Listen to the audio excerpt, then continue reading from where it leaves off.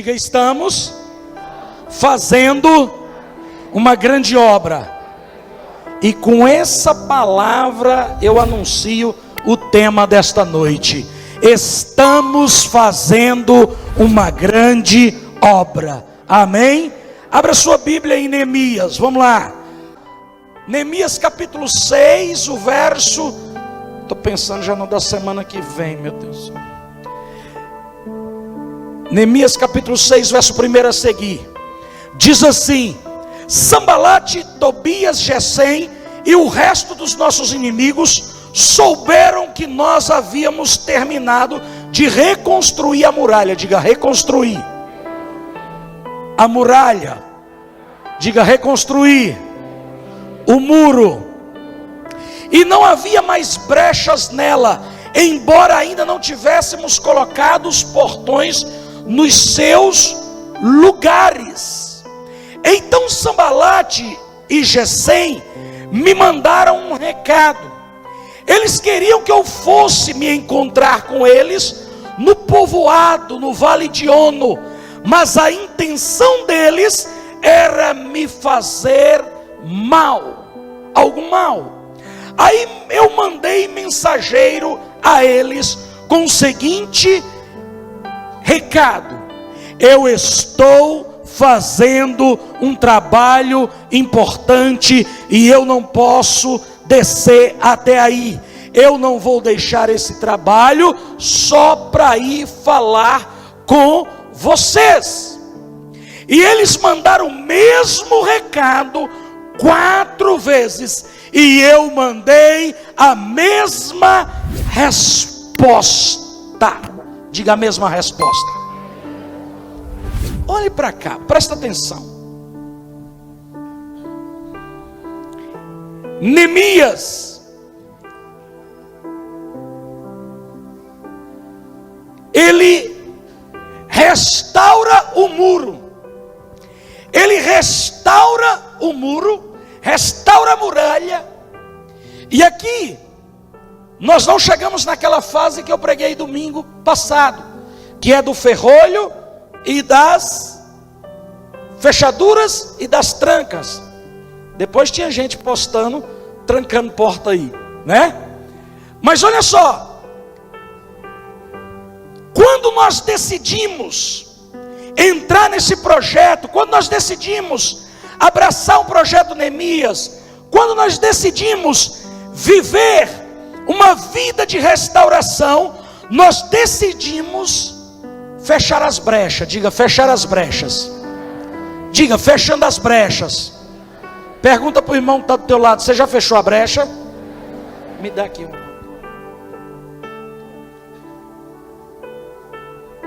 Pergunta para ele: você já fechou as brechas? Pergunta para ele: você já fechou? O que é uma brecha, pastor? A brecha é uma fenda, é um rompimento, é uma quebra, é uma rachadura, é uma trincura. Tem gente que quer construir em cima de rachaduras. E você tem que examinar na sua vida, no seu caráter, na sua chamada, na sua família, aonde estão as rachaduras? Aonde está trincado? Geralmente, quando trinca, você vê por cima da pintura. Por cima da pintura. Aí você vai tirar a pintura e vê, rachou o reboco. Aí você vai no reboco, vê que rachou o tijolo. Aí você vai no tijolo, vê que o negócio foi no alicerce. Ou seja, atrás de uma rachadura existe um problema instalado. Diga comigo: atrás de uma brecha, diga, atrás de uma rachadura tem um problema instalado. O que fez rachar? Porque a pessoa se preocupa com a rachadura, mas o que fez rachar o muro? Neemias, ele vem e ele sai percorrendo todo o muro com a equipe dele, tirando as rachaduras, restaurando a estrutura, porque muro fala de proteção. Ele estabelece o muro,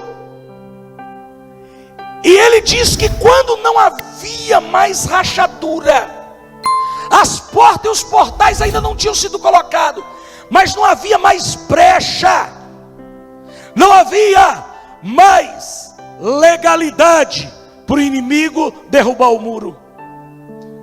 Eu e você precisamos tirar as rachaduras. Qual a rachadura que está no teu muro? Da desconfiança, do pecado. Que tipo de pecado? Do fuxico, do falatório, da maledicência, da murmuração. Qual é a rachadura que está no muro? A dúvida, a rachadura da dúvida, pastor. A minha rachadura é a incredulidade, pastor. A minha rachadura é a inconstância. A minha rachadura do meu muro é a deslealdade. Qual é a brecha que há na estrutura do teu muro? É argumento na alma que precisa ser vencido? O que é? São perguntas que eu estou fazendo a você. Mas Neemias fala que houve uma restauração plena. Não havia mais brecha alguma. Diga restauração plena. Quando nós deixamos Jesus entrar na nossa vida, há uma restauração plena. E você chegou numa célula cheio de rachaduras. Você chegou, foi ao encontro cheio de rachaduras. Você veio à celebração cheio de rachaduras. E às vezes você ainda fala, pastor, mas ainda existe algumas. Pode até existir algumas. Pode até existir algumas. Mas muitas delas já foram sanadas pelo poder da palavra de Deus. E eu quero profetizar que ainda por fim desse projeto, Deus vai restaurar toda e qualquer brecha. Se você crê e recebe isso, reaja conforme a sua fé.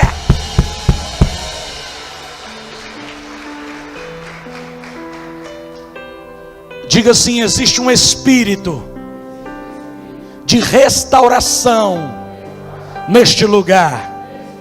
Diga: o Espírito Santo é este espírito de restauração. Quantos concordam comigo? Dá um brado de vitória. Muito bem. Mas no verso 2 e no primeiro diz que Sambalate, Tobias e Gesem, o arábio, eles perceberam que o muro estava restaurado. Toda pessoa para ter, que está fazendo uma grande obra, olhe para cá, as crianças estão correndo. Toda pessoa que está fazendo uma grande obra tem que identificar os inimigos. Diga identificar. Diga identificar o inimigo. Olha quem é o inimigo de Neemias. Sambalate. Diga Sambalate. Diga Tobias. Diga Gesem. Sambalate quer dizer força. Diga força. Diga força. Quem é seu inimigo? Força. O que é isso? Quem é Sambalate na minha vida? Algo ou alguém que tem força na sua vida. Não tem situações que tem força na nossa vida? Não tem determinadas coisas que quando elas acontecem, elas têm força sobre nós? Não tem pessoas que têm força sobre nós? Tem algumas pessoas que elas chegam e nos dão um mau conselho, e você sabe que é um mau conselho, mas você não tem coragem de confrontar ela. Sabe por causa de quê? Porque ela tem força sobre você. Quem é que tem força sobre mim? tudo que você se coloca diante e você se sente fraco, ele é um sambalate na tua vida. Ele tem força sobre você. Você está me entendendo? Está me entendendo? Você depara com a situação, você diz: pastor, eu não tenho força para enfrentar isso. Eu não dou conta, isso aí eu não dou conta. Por exemplo, sabe quem é o meu sambalate? Você sabe quem é meu sambalate? A pastora Lu sabe quem é meu sambalate.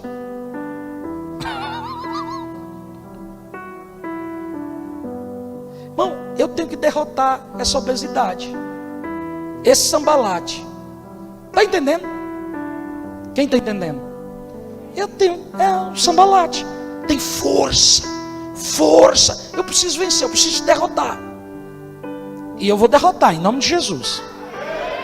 Agora escuta bem, tem algumas coisas na sua vida que tem sido sambalate na sua vida. Ele tem uma influência sobre você. E quando ele vê que você está para vencer, ele parte para cima. Quando ele viu que Neemias tinha restaurado, que não havia mais brecha, ele juntou com quem? Com outro chamado Tobias. Sabe quem é Tobias? No livro de Neemias tem 2 Tobias. Talvez você leu e não percebeu isso. Tem um Tobias que ele veio da Babilônia, e ele chegou em Jerusalém, e ele disse: eu sou judeu, e eu tenho direito nas terras. E o pessoal disse assim: então prova a tua genealogia. E ele não deu conta de provar. Tem muita gente que ele está conosco, ele diz que é dos nossos, mas ele não prova o DNA dele. Tobias não deu conta de provar que ele era legitimamente um descendente de Abraão, porque o nome dele não foi achado nos livros. Não adianta eu dizer que sou servo de Deus, o meu nome e o seu nome tem que estar no livro da vida. Eu sou servo de Deus. Bora folhear, bora ver. Qual é teu nome, irmão? Qual a letra começa? Deixa eu ver. Não, irmão. Foi de lápis que escreveram? Parece que está apagado.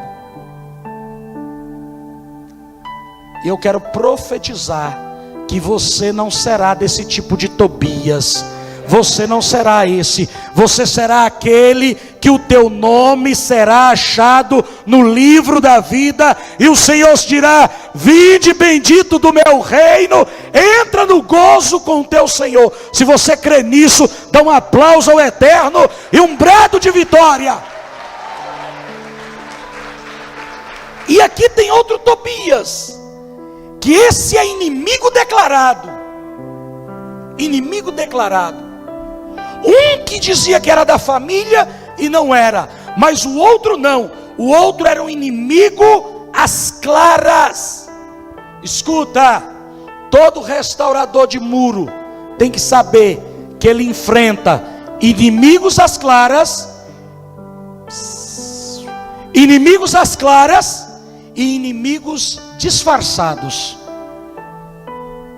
Tinha um Tobias que dizia que era da família, e tinha um outro Tobias que era um inimigo declarado. Escuta, e tinha um terceiro inimigo, que era Gesem.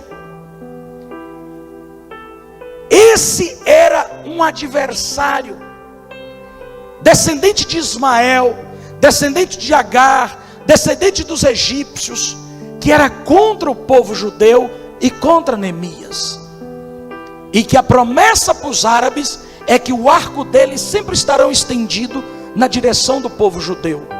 Escuta, não adianta você querer fazer pazes com o mundo, não adianta você querer fazer pazes com o adversário das nossas almas, porque ele sempre será o nosso inimigo. A Bíblia diz que aquele que é amigo de Deus é inimigo do mundo, e aquele que é amigo do mundo é inimigo de Deus, porque a inimizade com o mundo constitui amizade para Deus. Eu estou ministrando para uma geração amiga de Deus, uma geração apaixonada por Deus. Então você não pode ter aliança com as trevas, mas você tem que ter aliança com o céu. Se você é desses que quer viver o princípio da eternidade, diga: eu sou filho legítimo. Quantos filhos legítimos eu tenho aqui? Amém? Legítimo. Diga legítimo. Diga legítimo. Diga: a minha amizade e a minha filiação é legítima.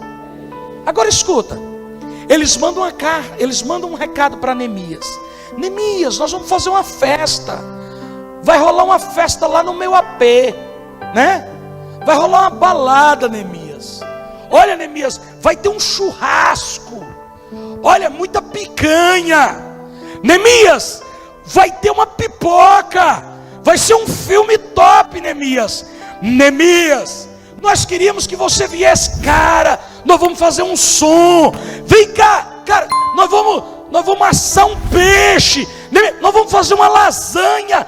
Eu não sei como é que foi o convite. Eles chamam ele, mas você tem que entender qual é o propósito do inimigo.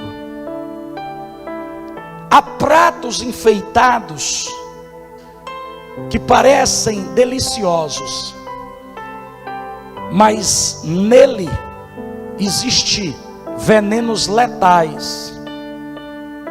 Cuidado com as propostas que você aceita. Cuidado com os conselhos que você recebe. Cuidado para onde você é convidado. Porque a primeira coisa, e aqui eu quero falar de 4 objetivos do inimigo. 4 objetivos. O primeiro é te fazer pecar. Qual é o primeiro? Diga: fazer pecar. Vamos fazer pecar. 1, 2, 3. 1, 2, 3. Só as mulheres. Qual o primeiro objetivo? Só os homens. Só os homens. Só as mulheres. Homens e mulheres. Então o primeiro objetivo do inimigo é fazer você pecar. Porque na hora que você peca, quebra o vínculo entre você e Deus. Então o primeiro objetivo: eu vou fazer esse cara pecar. Eu vou fazer essa menina, essa mãe, esse pai, eu vou fazer ele pecar.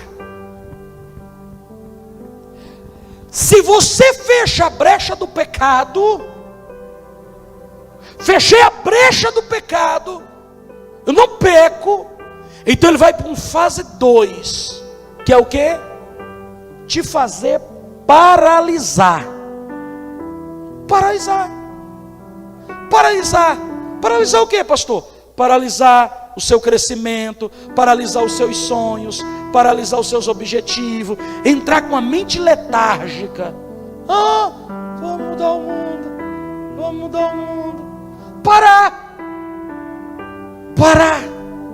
Paralisar.